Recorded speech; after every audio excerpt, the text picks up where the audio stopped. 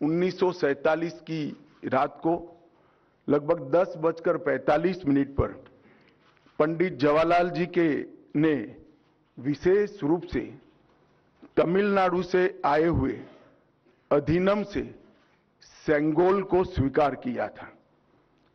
उन्होंने इसे अंग्रेजों से भारत को सत्ता प्राप्त करने के प्रतीक के रूप में पूर्ण विधि विधान के साथ स्वीकार किया था।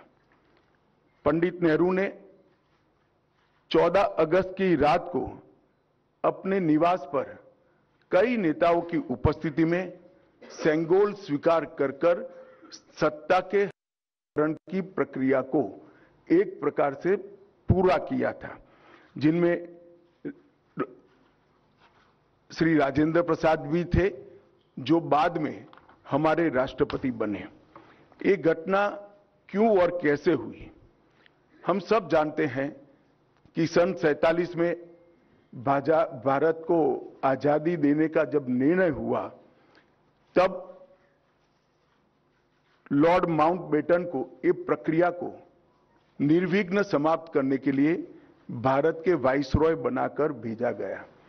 जब ये प्रक्रिया करने का समय आया, तब लॉर्ड माउंटबेटन क्योंकि इंग्लैंड से आते थे, इनको हमारी सांस्कृतिक और पारंपरिक व्यवस्थाओं की जानकारी नहीं थी।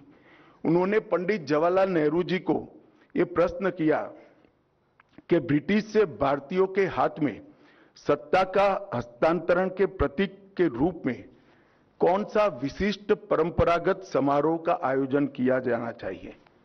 पंडित जी भी कंफ्यूज थे।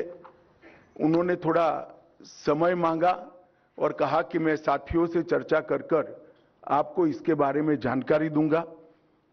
पंडित जवाहरलाल नेहरू जी ने चर्चा करने के लिए अपनी पसंदगी बहुत अनुभवी स्वतंत्रता सेनानी, दार्शनिक, भारतीय परंपराओं के जानकार, इतिहास के मर्मज्ञ ऐसे विद्वान सी राजगोपालाचारी पर नियुक्त की, जिनको हम राजा जी के नाम से जानते हैं।